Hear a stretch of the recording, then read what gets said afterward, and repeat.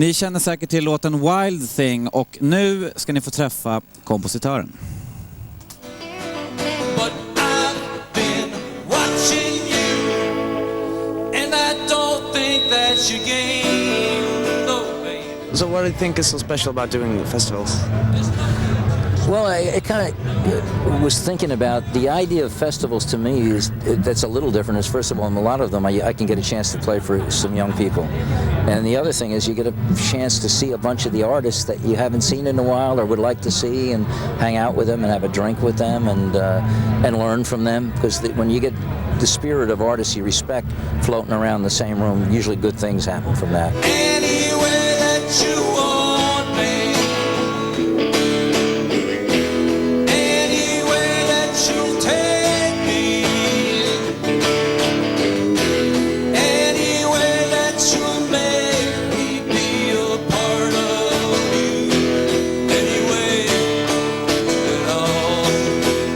Back years ago, I just wanted to be in the studio and go to the racetrack. That was my life.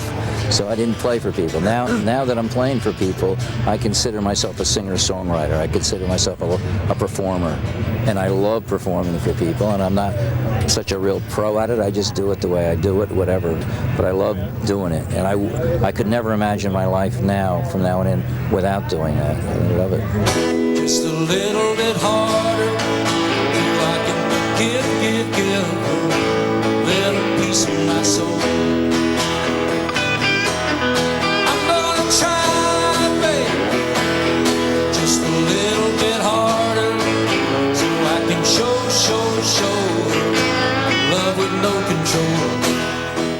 So if we go to Black and Blue, what do you think is different from your previous albums?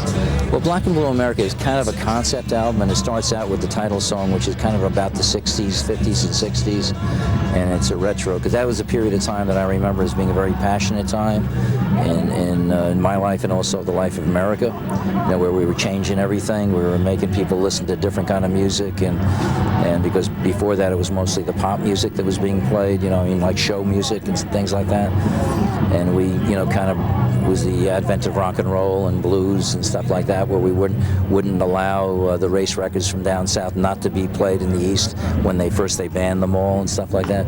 So we changed that, and so Black and Blue America, the album, is kind of a slice of American life a little bit, and with songs sometimes that look at things that are going on rather than being part of the things that are going on. But it's really just a bunch of songs mixed with spoken word, you know, people in the street talking, and Martin Luther King and the Kennedys and Sigmund Freud and Gandhi and people like that appear in the album. So I'm gonna try just a little bit harder, oh baby, I tell myself. The thing about the 60s and the 50s and 60s, there was such a passion, there was such an energy, and because the music we were wanting to write was kind of new, you know, that there was a real energy going, so there wasn't copying much. It was like you were doing it for the first time.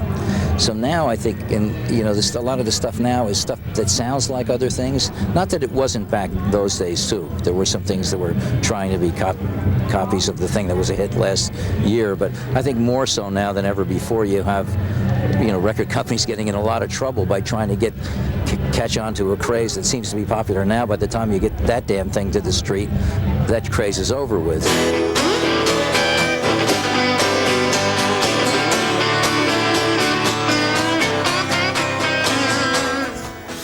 Det där var den sista gråhåriga artisten som vi har med i de här sändningarna, tror jag i alla fall. Det kanske dyker upp någon mer. Chip Taylor, legendarisk låtskrivare.